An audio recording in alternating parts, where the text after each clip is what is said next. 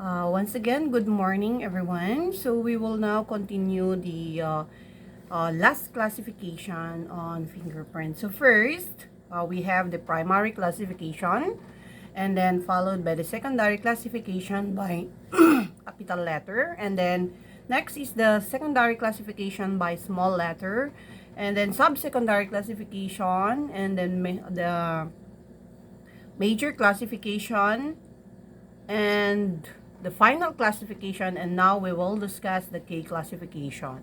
So on the K classification, this is done by re-exhibiting, just bear with me, the re-exhibiting of the ridge count of the first loop in the classification line, and then this is obtained by counting the first loops ridge count appearing on the fingerprint card, starting from the right thumb down to the left hand last fingers with the little fingers exemption. So first, what you have to do is you have to determine the loops from your thumb to ring finger. On the K classification, little finger is not included. So if there is no loop but whorl, take the first loop and count the ridges assuming an ulnar loop. So meaning to say, if your thumb is ulnar loop with a ridge count of 12, that will be your K classification. But if your thumb is whorl, central pocket loop whorl, you have to proceed to your index finger.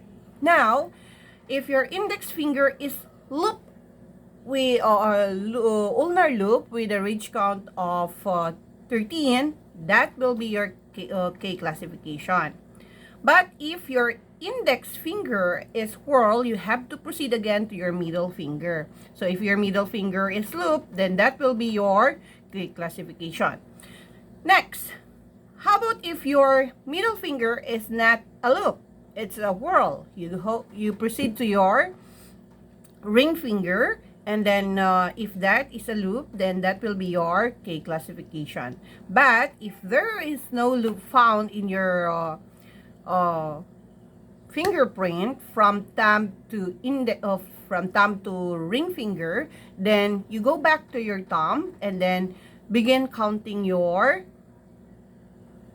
whorl. If all of that are whorl from thumb to your ring finger. I already teach you how to ridge count your whorl. That is the exemption under the K classification and final classification. So arches are represented by a dash in the classification line, placed at the extreme left of the numerator in the classification line, and does not have a numerator. Okay, so we will I will make an example for everybody to understand from primary to K classification. But I always mention this to everybody, that even though your classification are all correct, but your blockings are wrong, then everything is wrong. So we have to do it now.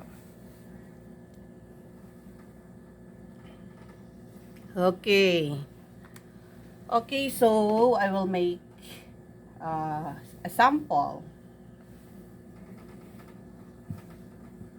Makikita ba? Kulang yung space. Ayun, kulang pa rin. Ayan. Pwede na. And then here. Okay. Sige. Okay.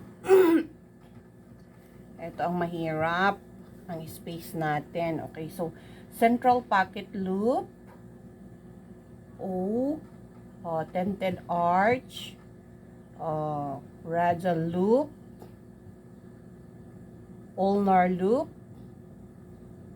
1, 2, 3, 4, 5, and then this is radial loop, 9, and then tented arc, plain arc, central pocket loop whorl, and then double loop whorl, and then ulnar loop. So this one is meeting outer.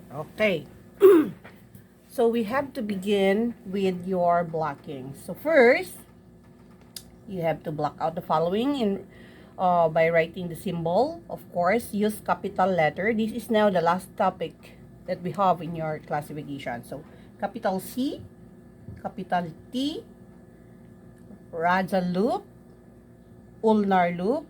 Do not forget to copy the ridge tracing and ridge count. 10, radial loop 9, and then your left finger, always use capital letters, and then C, M, and then D, O, and then ulnar loop 9. Okay, so that is the blockings. Okay, so first we have to look for your FEC. First is your mag-adjust na lang tayo para makita sa camera. Ayun. Hirap, no? Okay. First, you have to look for the primary classification. So, 2 plus 1, the pre-established fraction. So, we have 3, 16, plus 1, 17 plus 1, 18. Okay.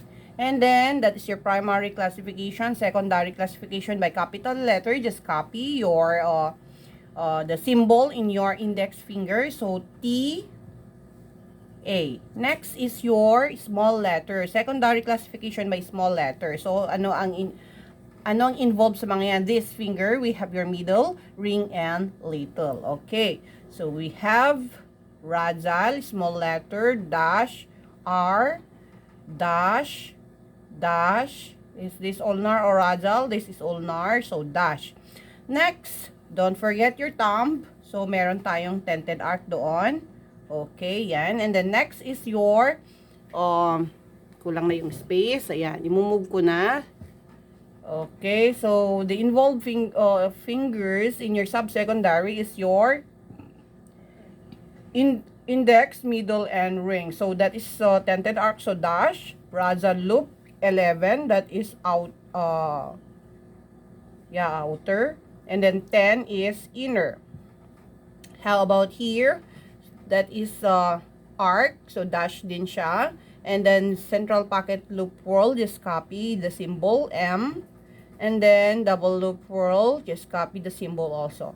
So that is your subsecondary classification. How about your major classification? So just copy the symbol there, O, and then sa tented arc wala na. There's no need for you to put a dash. And then now you have to proceed to your final classification. So meron siyang counting na sa radial loop. So we just copy 9. And then how about your K-classification? So, first, look for your thumb. So, this is whorl. Oh, wala tayong K-classification dito. Tented arc, wala din K-classification. So, here, meron dito sa middle finger. So, we have 11. So, that is your final answer from primary to K-classification. Okay? If you have questions, ladies and gentlemen, you are free to ask, okay? I will just make another example for your K-classification. Okay, sige. I will just erase this one.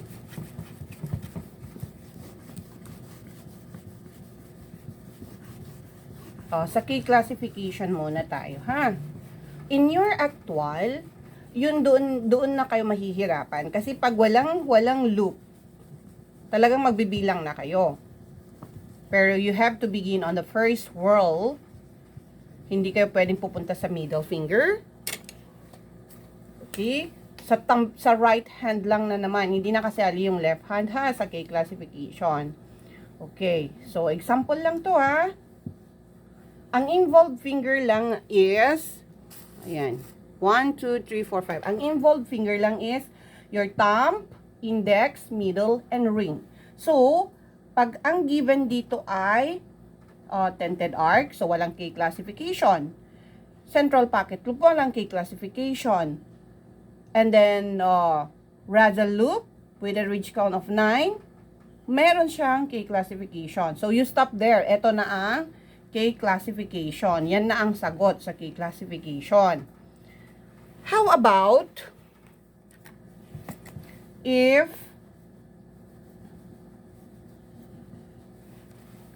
ang given dito ay 17, lahat yan ay radial loop, lahat yan ay loops.